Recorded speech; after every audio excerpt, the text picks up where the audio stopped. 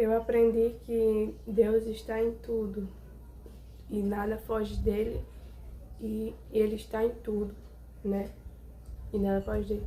E tudo acontece na permissão dele. Essa história mitológica que eu acreditei por muito tempo. Acreditei muito,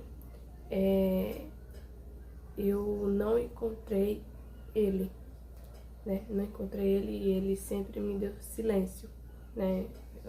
As pessoas diziam, eu cresci escutando para eu falar com ele.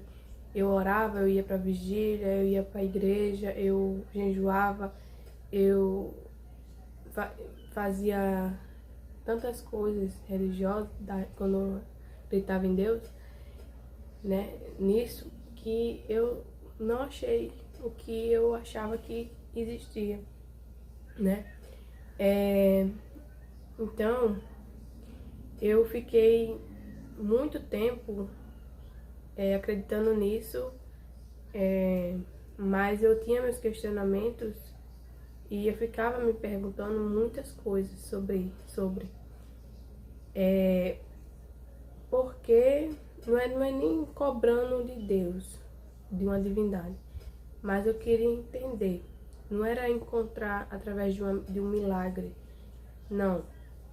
É porque, na verdade, eu queria mesmo saber se aquilo era real e saísse da minha imaginação.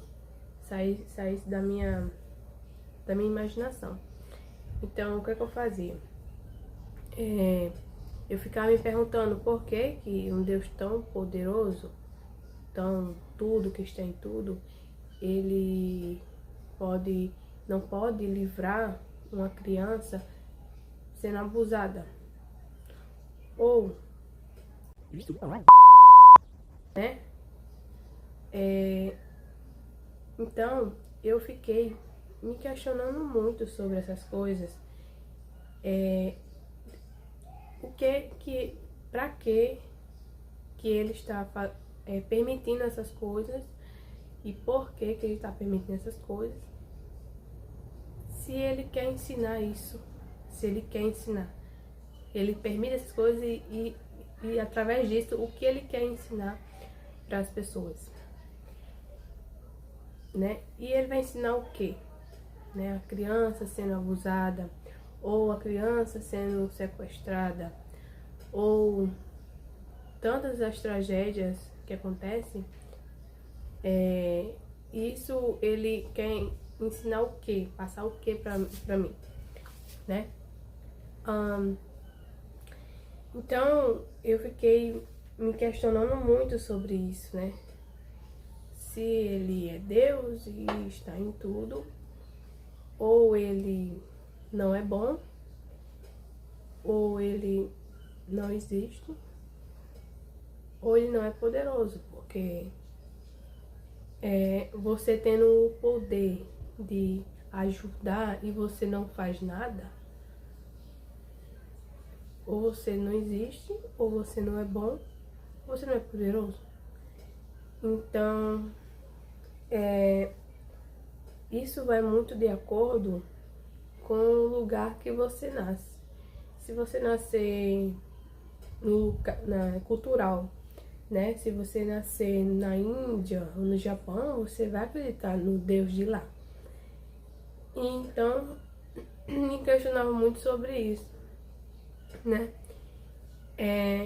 Então, eu fiquei muito tempo acreditando nessas coisas. Por que eu tenho que...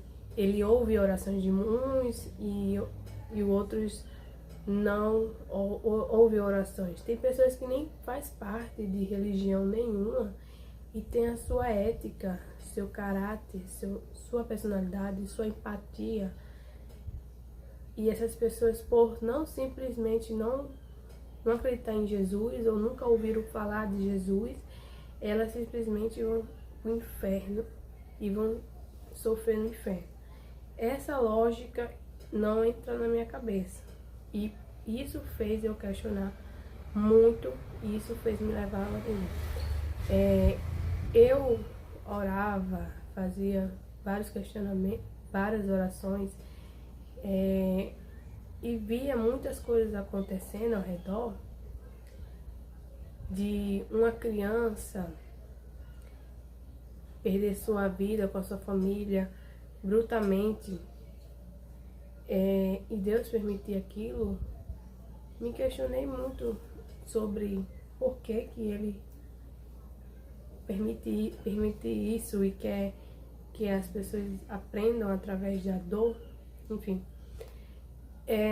isso não me passa na minha cabeça ser um Deus bom, né? E muitas coisas.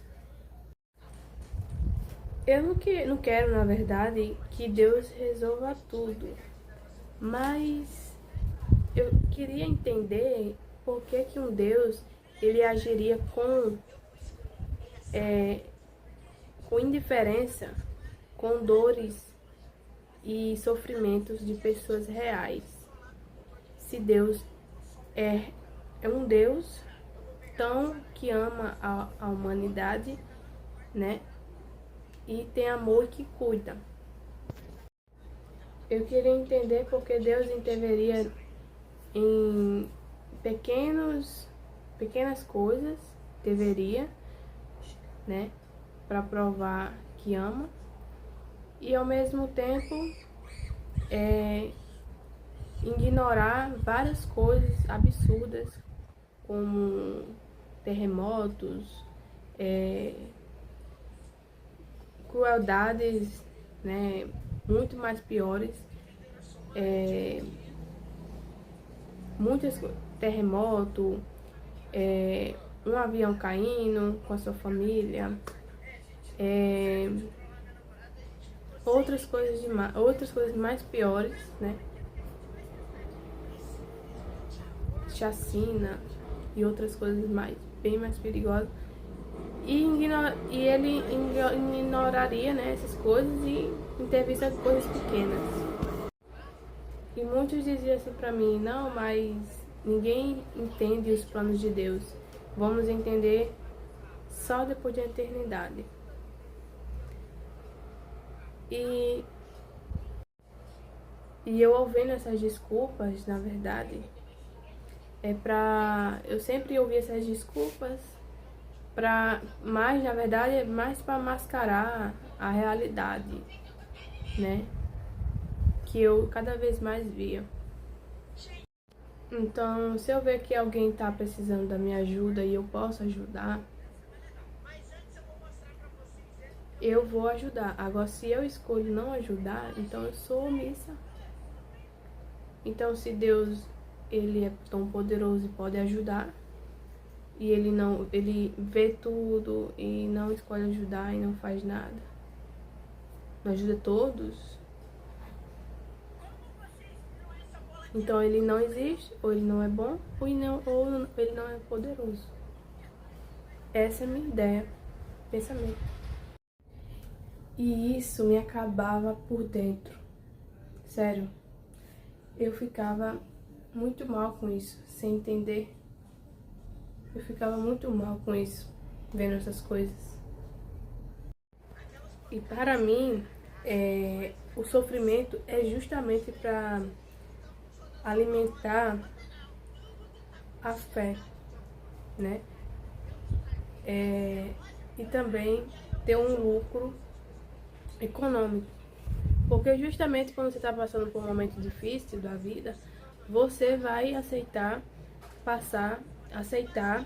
aquilo de primeira, de ajuda de primeira, que é a fé, a religião.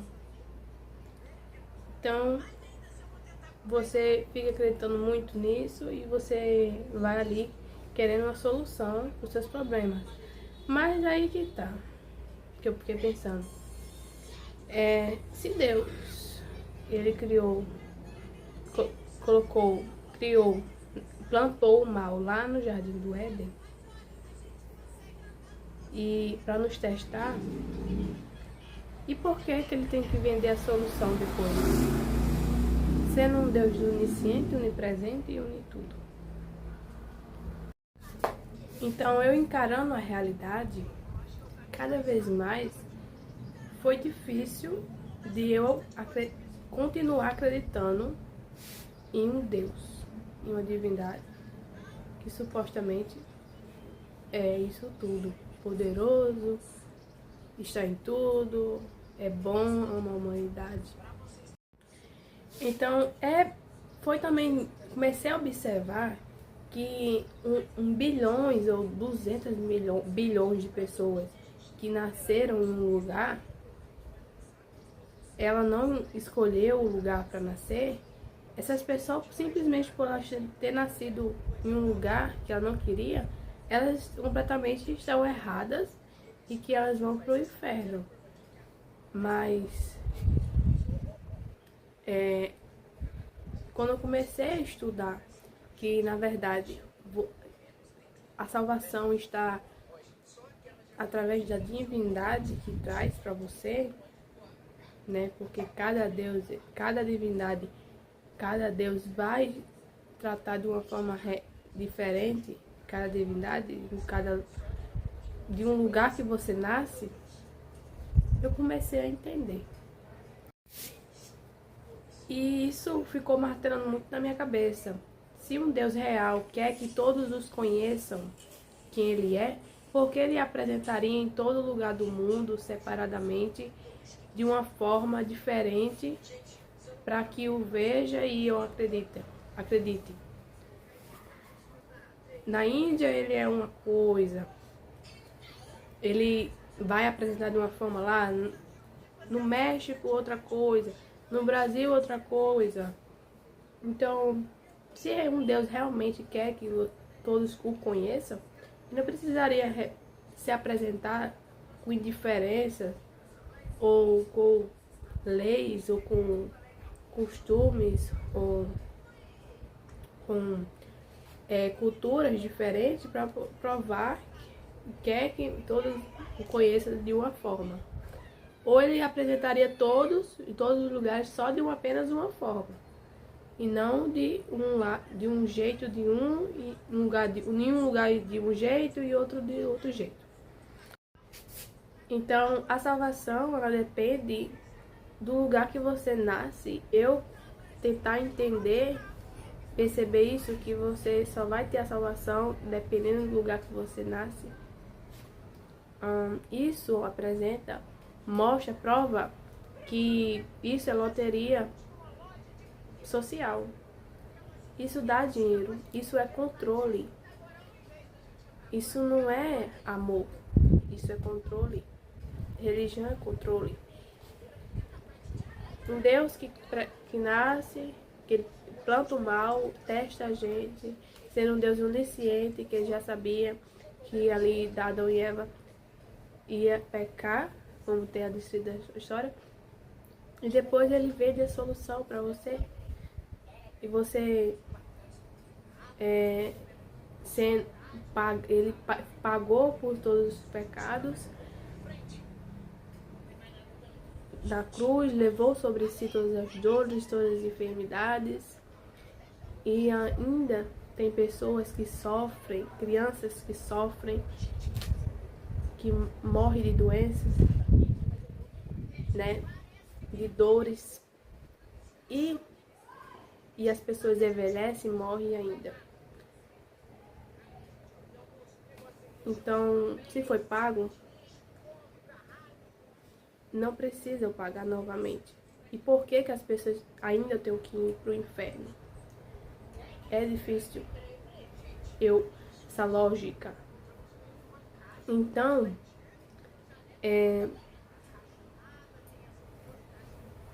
isso é muito que eu comecei a questionar. Eu pregava, ensinava as pessoas a mesma religião do que eu acreditava. E quando alguém vinha falar, quando alguém pensava diferente de mim, eu tentava automaticamente de julgar e de tentar converter aquilo. Mas é isso. Espero que vocês tenham gostado do vídeo de hoje. Tchau. Eu fazia essas coisas porque me ensinaram a fazer isso. E eu tinha medo de estar errada. Mas eu fiquei me perguntando se realmente aquilo ali era certo, se minha fé, se minha religião, tudo que eu estava fazendo ali era certo, ou se era errado. Então, eu não fazia essas coisas porque eu queria fazer, mas porque me deram uma fé de um modelo